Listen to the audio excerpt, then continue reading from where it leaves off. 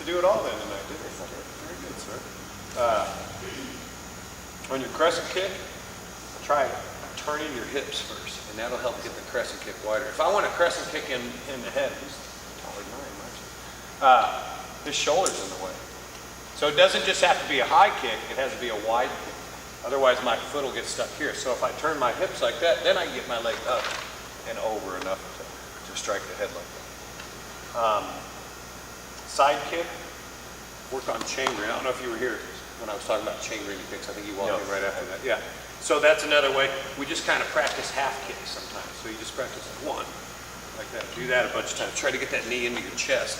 And on the, not the back step side kick, but the first side kick, don't feel like you got to do that kick as fast as the other kicks. Take your time to wind up and then throw the kick, okay? It's teaching you how to generate power, how to wind up and do it. Speed's not the most important thing yet. Doing things, you know, clearly is, and then we'll add speed too. Yes, sir. Good jump front snap kick though. And that's all I got for you, John.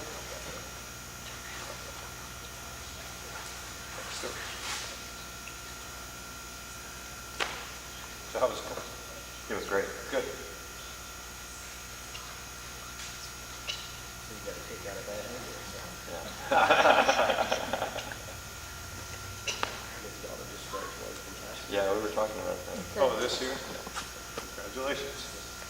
Thank you. Come on. Come on. Don't go around the circle. How about Dana's shot? Come on up, please. So you have asthma? Is that right? Yeah. I had that as a kid. I outgrew it though. Every once in a while. You thought you had?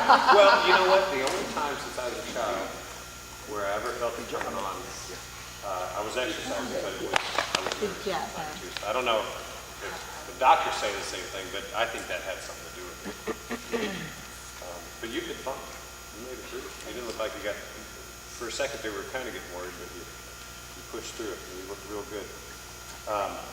All right, hey guys, a lot of you are doing this or not doing this. When you do your roundhouse kick, your leg is going to go this way. So your lower body's going that way. Your upper body should go the opposite way. So if I turn my upper body the way I'm doing my roundhouse kick, I end up turning too far and I lose my balance and there's no power in the kick. Plus, if I'm trying to kick you with that kick and I turn and look this way, even if I'm looking at you, I'm out of position to do anything else after that.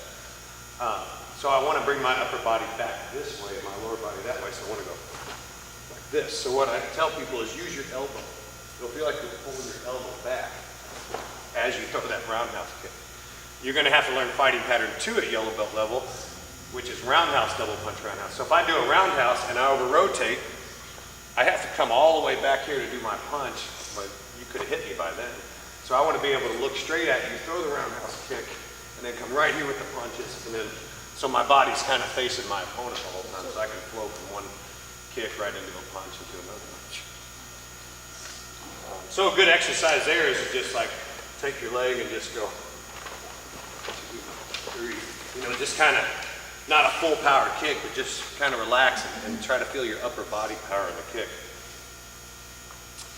And inside block, let your thumb stick up, put right there, because you're making a fist, so it goes right underneath the first 2 fingers. And on side punch, this is a good one. You see this with a lot of people.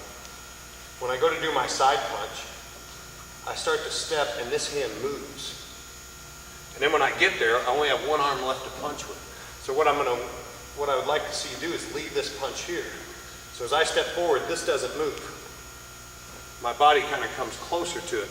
And when my foot's about this far from the floor, then I'm going to move my arms at the same time. So I'm leaving myself a lot shorter window of opportunity to move my arms. I wait until the last second to move my arms, and then I move them faster. So if I move them faster, I'm going to hit harder, rather than spreading the technique out over the entire step. And you'll see that with a lot of your down block. You can do that with any of them. You get it set up, and you wait till the last second to actually execute the movement. It's kind of that timing thing again. Everything's happening at one time, right at the end, rather than happening along the way as you're stepping there. Yes, sir. Yes, sir. So what'd you think of that test? Hard. It was hard. Good. Glad to hear that. don't usually ever hear anybody say it was easy. If they thought so, they kept it to themselves. Did you?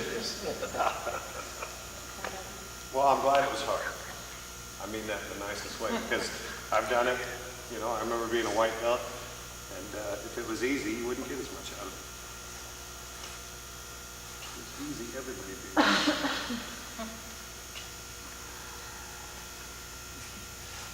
Now, we don't always tie everybody to belt on, but since it's your first time, congratulations.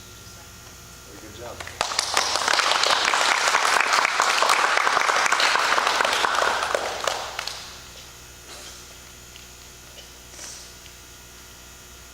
By the time it gets to the last one, you'll be able to do it.